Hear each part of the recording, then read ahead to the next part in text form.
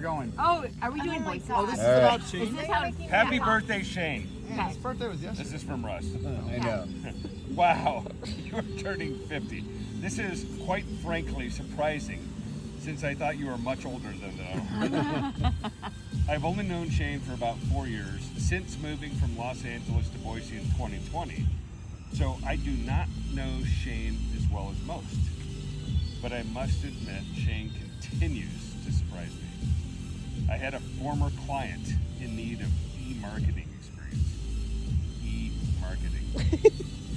After mentioning this need It's on to the World several Wide of my Web. tennis friends, I was told by many at Crane Creek that this is Shane's space. I call it a superpower. That was me, Ken. But Shane is truly an expert in the field. I was quite skeptical. Skeptical.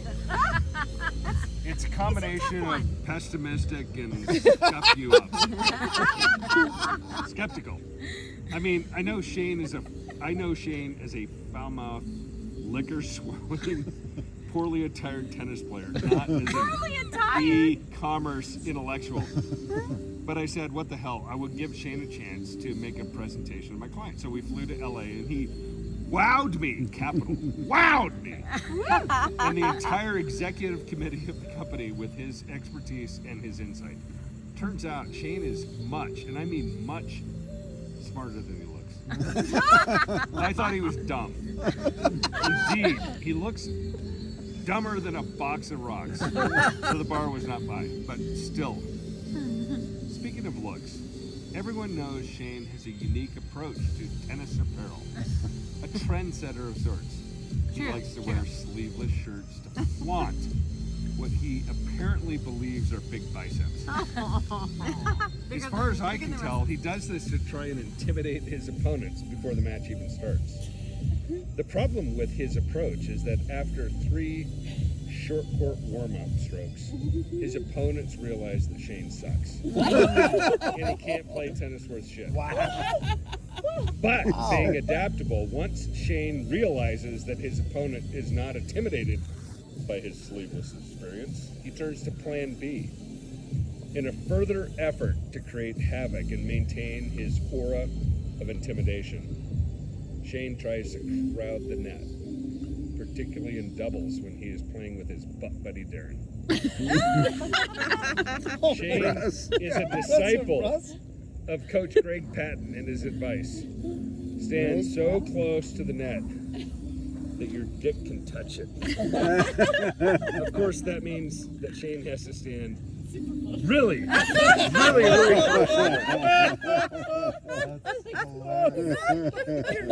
Oh my God. And speaking of strokes, Oh no! when Wait, Shane and I what? went back to LA to meet with my client's company, I took him to the LA Kings hockey game. Prior to the game, we went to Mastro's Ocean Club. Never been there. An extremely high-end steak and seafood restaurant. Extremely. For dinner. Shane ordered a 10-ounce filet mignon with several sides. When the waiter asked Shane what temperature he would like his steaks cooked at, Shane said, about 300 degrees. The waiter said, no, I mean rare, medium, or well done. And Shane said, I am from Idaho, and I like a good steak, so give it to me in the rear range. In the rear, right? Give it to me in the rear. So the waiter bent him over the table. And well, you know, this is why Tanny couldn't read this. And then Shane said, well, what about my sides? And so the waiter turned him 90 degrees and said, well, you know, He did not really write all this. He wrote He did not write this. there's no way I could make this. Is that really in there? I'm pretty fucking good, but there's no way I could What? make this. Yeah.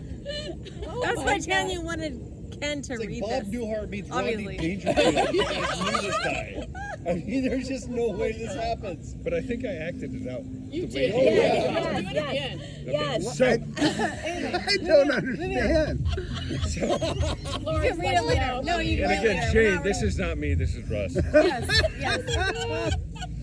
After the LA Kings games, and after the client meeting the following day, we found herself sitting in the United Club at LAX, waiting for our return flight to What are you Boise. doing? Make sure it's pretty sure. Is that in parentheses? Like, do this?